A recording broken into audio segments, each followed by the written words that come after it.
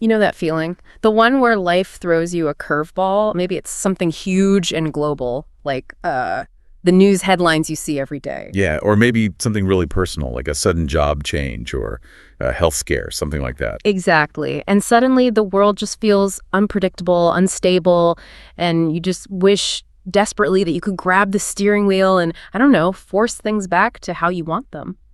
That struggle is real. It's that universal experience of facing uncertainty, isn't it? The things that happen that are simply beyond our control. Absolutely. And grappling with that feeling, finding a way to feel grounded, maybe even peaceful, when so much is up in the air, well, that's the challenge we're really digging into today. And this deep dive is, I think, particularly interesting because we've pulled together some really powerful perspectives from different places. Right, like ancient philosophy, modern psychology research, even practical resilience training. It's a rich mix, yeah, designed to help us understand how to navigate these, well, turbulent times. And the central question guiding us here is basically this. In a world that's always shifting, where external events are so often outside our direct influence, where do we find stability? Where do we find peace? So, okay, where do we begin to unpack this? When you look across these different sources, is there like a fundamental principle that really stands out? There really is. There's a core idea that goes across centuries and disciplines. If you look back to ancient philosophy, particularly Stoicism, they hammered home one crucial point. Your power lies in distinguishing between what is within your control and what is not. Stoicism. Focus on what's actually yours to influence. Precisely. They saw this differentiation as like the chief task. Epictetus, for instance, was quite blunt about it. He basically said, your main job is to identify and separate things. Okay. So you can clearly tell yourself, this is an external, not under my control. This, on the other hand, has to do with my own choices, which are under my control. So it's not about pretending the external things don't exist. No, not at all. He wasn't saying externals don't matter, but that you shouldn't look for your good or evil in them, but rather in the choices you make about them. That distinction feels incredibly important. What happens if we don't make that separation? If we get caught up trying to control the uncontrollable? Well, that's where you get stuck. You spend all your energy on things that are ultimately unaffected by your effort, leading to this cascade of negative feelings, worry, helplessness, a sense of being lost. Yeah, I can see that. It can really erode your self-worth. And critically, it takes all your focus away from the areas where you can actually make a difference. Right, like standing in a downpour wishing it would stop instead of deciding, grab an umbrella or find some shelter. One of our sources gives a very real-world example of this from the COVID-19 pandemic. Oh, that context highlighted this principle so sharply. No single individual could control the virus itself, its origin, its spread. It was this massive, uncontrollable external event. But what could people control? Their response. They could choose to follow public health guidelines like social distancing. Yeah. They could choose to help vulnerable neighbors or manage their own anxiety by, say, not panicking or spreading misinformation. They could choose how to use that unexpected time at home. That's powerful because it shows that even when facing a global crisis, the space for agency, for control, it kind of shrinks down to our internal world and our immediate actions. Exactly. Your effort, your energy goes precisely where you can have some form of impact. And this focus on the internal, it naturally leads us to a concept that is maybe less discussed in everyday terms, but seems fundamental here: inner peace. Inner peace. Inner peace. It sounds like something you might find on a mountaintop after years of meditation, Yeah. Maybe a bit abstract or removed from the messiness of daily life. It can sound that way, can't it? But it's far from passive. Philosophers and theologians have historically placed inner peace right at the center of a life well lived, not just a life that feels good occasionally. Curiously, it hasn't always been a primary focus in modern psychological research, until fairly recently anyway. So it's not just about feeling happy all the time or like avoiding anything unpleasant. Absolutely not. Our sources make it really clear that inner peace isn't achieved by walling yourself off from difficult experiences or becoming emotionally numb. It's described more as an engaged inner balance. Engaged inner balance. I like that phrasing. Yeah, think of it as cultivating a steady, calm state within yourself, one that persists even when the world outside is loud and chaotic. It suggests an active cultivation, not just a default state. What does that cultivation involve? The research points to specific dimensions, right? Yes, one source identifies 3 key dimensions. The first one is perhaps the most challenging, initially anyway. Acceptance of loss. Acceptance of loss. Wow, that feels very real. It speaks to the impermanence of everything, doesn't it? People, situations, even parts of ourselves. It really does. Recognizing and accepting that things change, that nothing lasts forever in its current form, well, that's crucial. So much suffering comes from clinging to the past or resisting the natural flow of life. That makes sense. What's the second dimension? Transcending hedonism and materialism.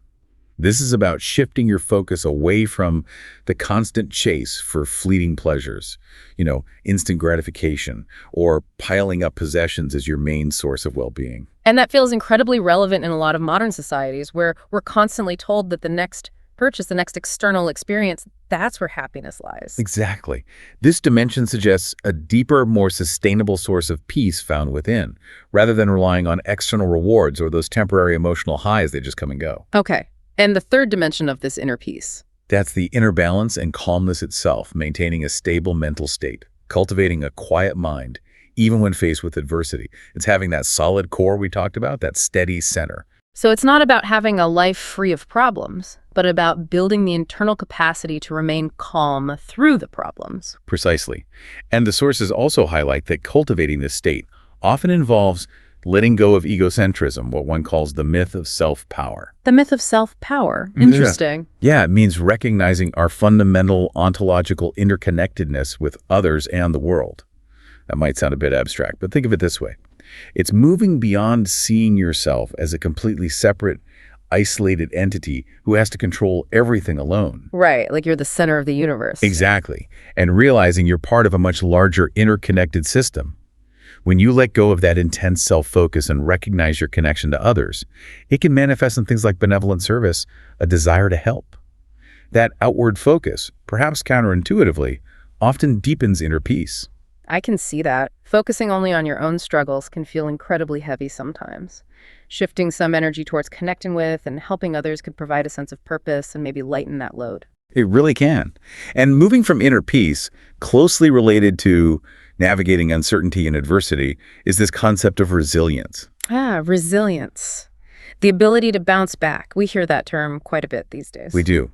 It's generally defined as the ability to adapt well, to bounce back, recover, or even grow stronger when faced with significant adversity, things like trauma, tragedy, threats, or major stress. So, relationship breakdowns, health issues, workplace pressure, financial worries, that kind of thing. All of that. And importantly, it's not just returning to your baseline, but often using the challenge as a catalyst for growth. One source quotes, "Life is not about how fast you run or how high you climb, but how well you bounce." That's a great way to visualize it. It really captures that dynamic nature. Adversity isn't something you might encounter. It's an inherent part of life. It's almost a certainty in an uncertain world. Right. And again, just like with the Stoic principle, when bad things happen, the critical element is our response. And that's what we have control over. And the response can be to crumble under the pressure, or, as the source suggests, to fall up, using that difficult experience to actually grow. Exactly. To chisel out a stronger, maybe more authentic self. Now, why is building this resilience so vital, particularly now? Beyond just feeling better, it has tangible benefits, right? Absolutely. Resilience improves performance, health, general well-being, energy levels, cognitive function, communication skills. It helps you remain present and adapt. It's especially crucial in high-stress environments. Like what? Well, for example, the source highlights the immense pressure faced by healthcare professionals, the inherent job stress, the relentless workload. That Guardian headline it mentions really brings it home. "I'm a new junior doctor and I already hate my job." Wow. It vividly illustrates the kind of environment where resilience isn't just nice to have, it's essential for survival. It really shows how quickly the demands can overwhelm even those dedicated to helping others if they lack the tools to navigate that personal toll. The process of building resilience can be seen through frameworks like the transition cycle. Transition cycle. Yeah, the idea that a life event, even a positive one, can initially plunge your well-being into a kind of crisis phase. But through processes like acceptance and letting go of the uncontrollable, recovery and even transformation are possible. That connects back neatly to the acceptance dimension of inner peace we were talking about. These ideas really are woven together. They absolutely are. Which brings us nicely to the practical side of things. How do we actually go about cultivating this inner strength and control? It's not just a philosophical concept. It's something we can actively work on. Definitely. The source material offers some actionable frameworks like the 3 C's for building resilience. Yes, the 3 C's. Okay, let's hear them. First, personal control. This circles right back to that core principle. You consciously direct your energy towards situations you can influence. The key is actively disengaging from rumination about things you can't control. That mental loop. Exactly. Yeah. Which, as we discussed, leads to helplessness and just drains your energy. Yeah. Put your focus where it counts your own actions, your own choices. That feels like it requires real discipline, stopping that loop of worry about the uncontrollable. It absolutely does take practice. The second C is challenge. This is about reframing difficulties and failures. See them not as personal threats or proof of inadequacy, but as opportunities. Opportunities to learn, to grow. Exactly, to develop new skills or perspectives. So seeing the setback not as an endpoint, but maybe as a lesson or a stepping stone. Okay, that makes sense. And the third C? Commitment. This involves being committed to goals that are achievable and, crucially, deeply aligned with your values. So not just career goals. No, it could be commitments to relationships, family, personal beliefs, anything that gives your life meaning and purpose. Having that anchor really helps you stay grounded when the external world feels unstable. Beyond those 3 C's, are there specific character traits or practices that support this cultivation process? Yes, the sources list several. Optimism is linked to resilience, controlling your reaction, actively seeking support when you need it. Flexibility, being able to accept fear, maybe, but using it constructively rather than letting it paralyze you. Using fear as a guide, almost. In a way, yes. Active coping skills are vital things like positive self-talk, consciously setting core values, maybe having a mental go-to place you can retreat to internally for calm. And this is where practices like mindfulness, maybe prayer or meditation come in. Absolutely. Those practices are very concrete ways to build that inner balance and calmness we discussed for inner peace. They are active tools for cultivating that steady state within. What else? Other important supports include a strong, supportive social network, drawing strength from relationships, maintaining physical fitness, which we know supports overall well-being and brain health, and interestingly, altruism. Altruism again. Actively helping others cope. Yes, that connection between helping others and helping yourself keeps coming up. It reinforces that idea of interconnectedness. Now, underpinning all of this, the ability to manage our response, cultivate inner peace, build resilience, is something pretty foundational. Emotional intelligence, or EI. EI, understanding and managing your own emotions, and maybe those of others too. Right. It's been around as a concept for a while now, but it's crucial here. It's the ability to perceive, understand, manage, and regulate emotions effectively to promote growth and well-being. It's almost like the operating system for navigating the internal challenges that uncertainty throws at us. That's a great way to put it. Components like self-awareness and self-regulation are key. If you understand what you're feeling, stress, frustration, fear, you're much better equipped to manage your response to those feelings. Especially in difficult situations. Exactly, like deadlines, conflicts, setbacks, big life changes. Because if you don't recognize the emotion, you're just reacting blindly to it, aren't you? Right. You're just being pushed around by it. Precisely. And the genuinely empowering news in all of this comes from the science of neuroplasticity. Ah, the brain's ability to change and adapt. Yes. Research shows the adult brain isn't this fixed entity. It can literally change and rewire itself throughout your life. This means these aren't traits you're just born with or without. So resilience, inner peace, emotional intelligence. The ability to focus on what you control. These are all learnable skills. You can actively train your brain to handle uncertainty and stress more effectively.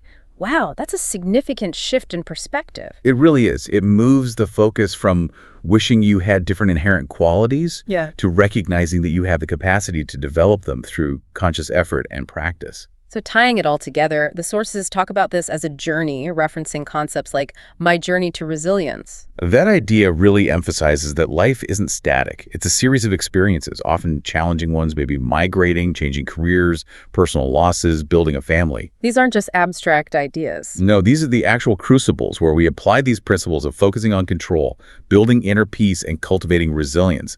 It's in navigating those specific real-life events that we build this capacity. Like the river rafting metaphor used in the source. Oh, that's such a great visual, isn't it? Yeah. Life is the river, with its calm stretches and inevitable rapids. Resilience isn't about controlling the river or making the rapids disappear. Right. It's having the knowledge, the plan, the perseverance, and crucially, the support system, your fellow travelers in the raft, to navigate the difficult parts. You might pull over to the shore to rest sometimes, catch your breath. Sure, you need to. Uh-huh. But to finish the journey, you have to get back in the raft and keep navigating.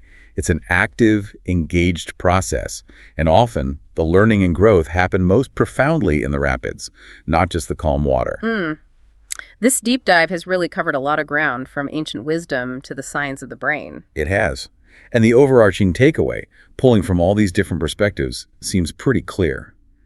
While we will always face external events beyond our direct control, our true power in the path to peace lies in managing our response from within. So peace isn't about achieving a perfect, predictable external world. No, it's cultivated internally through acceptance, through balance, through letting go the need to control the uncontrollable, and actively focusing our energy on what truly matters, our own choices, actions, and internal state. Peace comes from within, through active cultivation and that shift in focus from the external chaos to internal stability. It's about recognizing that your power lies not in controlling the river, but in how you navigate the raft. So here is a thought for you to take with you today. As you reflect on whatever uncertainty you might be facing right now, big or small, what is one single small step you can take today to deliberately shift your focus? Just one step. One step to concentrate your energy away from the uncontrollable external event and towards something within your sphere of influence. Maybe your response, a small act of internal cultivation, or even reaching out for connection. That single step, taken consistently, really can make all the difference in your journey. Keep deep diving into your own resilience.